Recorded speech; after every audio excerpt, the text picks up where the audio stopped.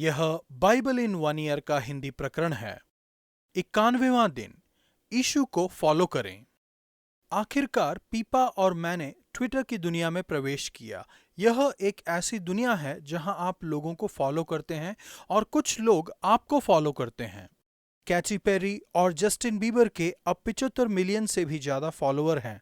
लोग उनके जीवन, शब्द, जीवन शैली, आहार और फैशन की पसंद को फॉलो करते हैं। वे उनके बारे में सब कुछ जानना चाहते हैं और उन्हें पसंद करते हैं। वे उनके साथ घनिष्ठ बनते हैं। सहज रूप से इसमें कुछ भी गलत नहीं है। जिनकी हम प्रशंसा करते हैं उन्हें फॉलो करना स्वाभाविक है। ट्विटर पर प्रसिद्ध लोगों को फॉलो करने में बल्कि उनकी जानकारी लेने में मजा आता है। मगर ट्विटर पर लोगों को फॉलो करना एक बात है और किसी का सच में अनुकरण करना एक बिल्कुल अलग बात है। इसका मतलब है उनके जीवन से घनिष्ठ होना और वही करना जो वह हमें करने के लिए कहते हैं। अनुसरण करने के लिए सही लोगों का चयन करें। ट्विटर के विपरीत इससे कोई फर्क नहीं पड़ता कि आप किसका अनुसरण करते हैं। उदाहरण के लिए लाखों लोग हिटलर, स्टालिन और पोल पॉट का अनुसरण करते हैं। आज भी लाखों लोग दुष्ट तानाशाहों, आतंकवादियों और गैंग लीडर्स का अनुसरण करते हैं।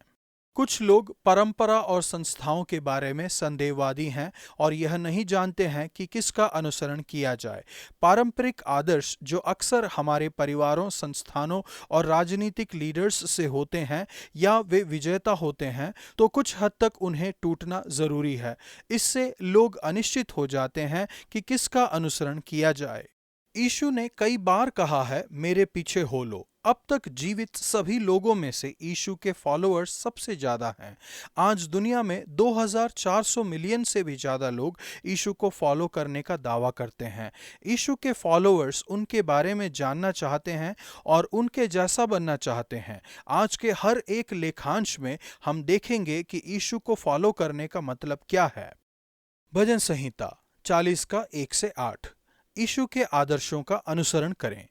जब आप मुश्किल दौर से गुजरते हैं तो पिछली आशीषों को और जिस समय परमेश्वर ने आपको छुड़ाया था उसे याद करने से आपको ताकत मिलती है।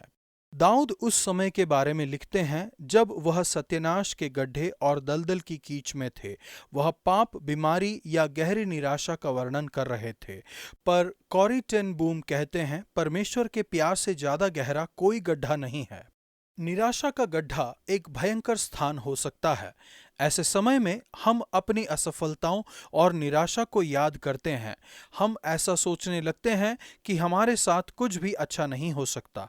हम निराश और असहाय महसूस करने लगते हैं और ऐसा सोचने लगते हैं कि हम अपनी परेशानियों से कभी ऊपर नहीं उठ सकेंगे और अपने जीवन में परमेश्वर की बुलाहट को कभी पूरा नहीं कर पाएंगे।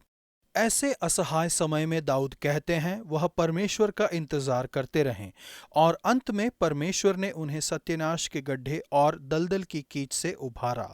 जब परमेश्वर ने उसे सत्यानाश के गड्ढे से उभारा तो उसके बाद उन्होंने मुझे चट्टान पर खड़ा करके मेरे पैरों को दृढ़ किया।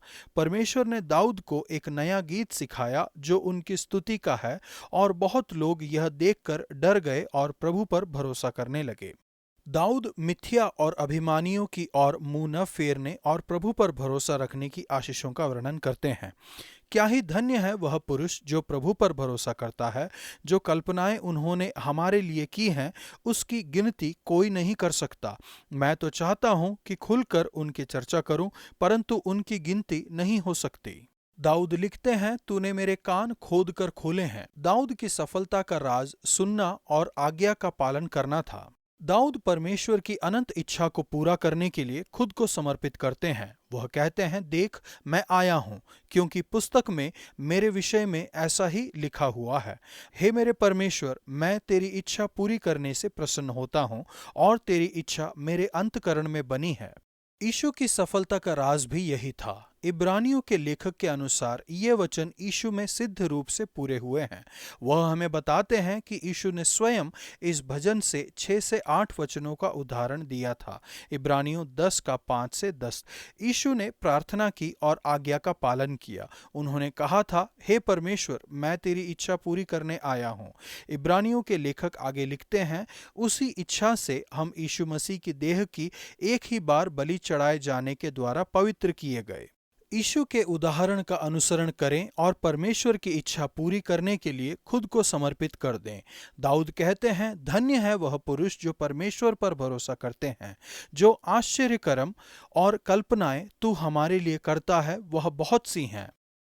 प्रभु, आपको उस समय के लिए धन्यवाद जब आपने मुझे सत्यानाश के गड्ढे में से निकाला और दलदल की कीच में से उबारा था और मुझे चट्टान पर खड़ा करके मेरे पैरों को दृढ़ किया था और मेरे मुंह में स्तुति का नया गीत डाला था और मुझे आपका गवाह बनने में मदद की थी ताकि मुझे देखकर दूसरे आप पर भरोसा कर सकें। मुझे प्रार्थना करने में और आपकी आज्ञा का पालन करने में आज मेरी मदद कीजिए। नया नियम लूका 8 का 40 से 9 के 9 तक। यीशु के निर्देशों का पालन करें। यीशु के पास सोशल मीडिया, प्रसारण क्षमता, बड़े स्क्रीन या साधारण माइक्रोफोन्स भी नहीं थे जिसकी सहायता से वह संदेश दे सके।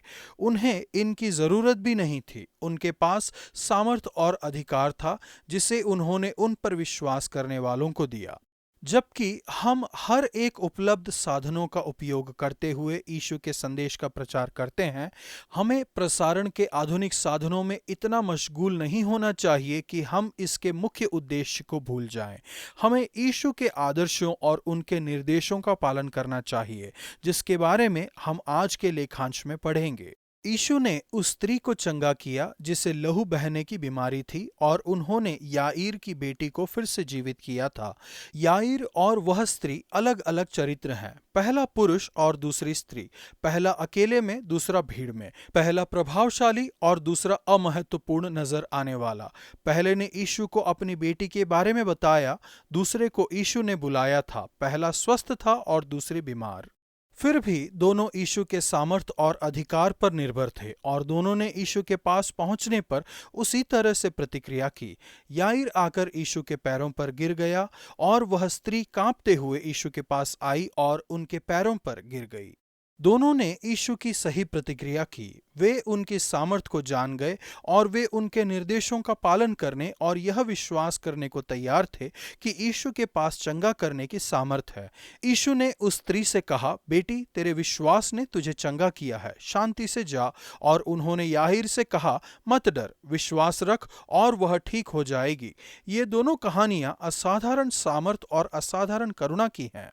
यीशु के बारे में कहा गया है, जितनों ने उन्हें स्पर्श किया वे चंगे हो गए। मरकुस 6 का 56।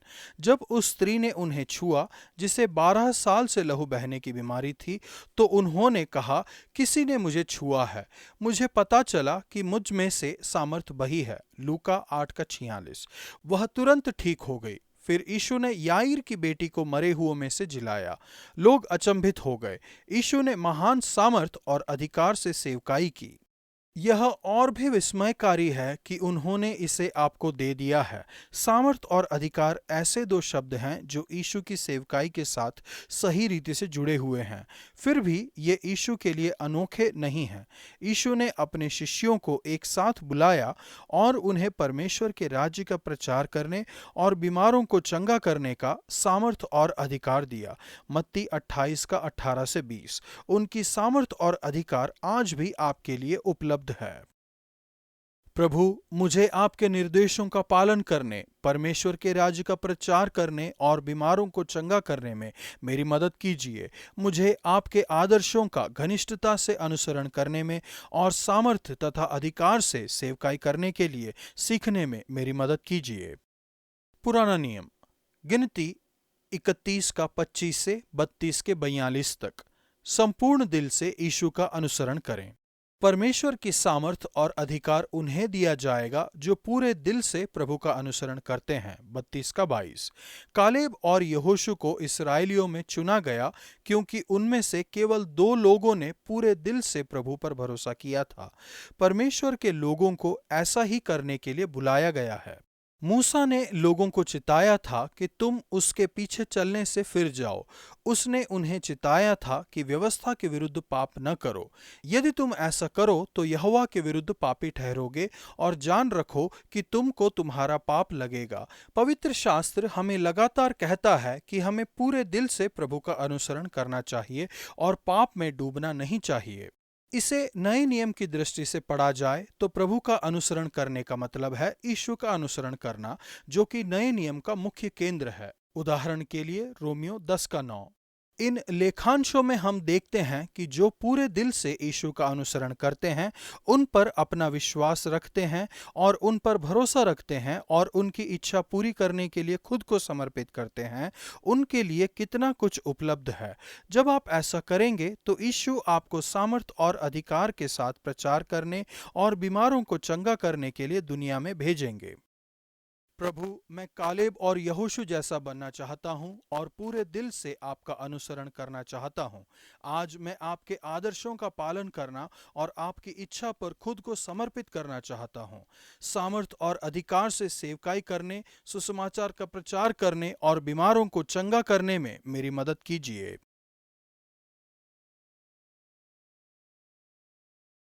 लूका 9:2-3। यीशु ने उन्हें परमेश्वर के राज्य का प्रचार करने और बीमारों को अच्छा करने के लिए भेजा और उसने उससे कहा, मार्ग के लिए कुछ न लेना, ना तो लाठी, ना झोली, ना रोटी, ना रुपये और ना 2-2 कुर्ते। जब हम अलग अलग देशों में जाते हैं तो आपको ध्यान देना है कि हम अपने साथ क्या ले जाते हैं। ऐसा लगता है कि हमें हल्का रहना यानी असक्षम होना है। मैं ये बताना चाहूंगी कि ऐसा नहीं लगता। वे अपने साथ स्क्वैश रैकेट ले जाते थे। आज का वचन, मैं धीरज से यहोवा की बाट जोता रहा और उसने मेरी ओर झुककर मेरी दुहाई सुनी। उसने मुझे सत्यानाश के गड्ढे और दलदल की कीच से मुझे उबारा और मुझको चट्टान पर खड़ा करके मेरे पैरों को दृढ़ किया है। भजन संहिता 40:1।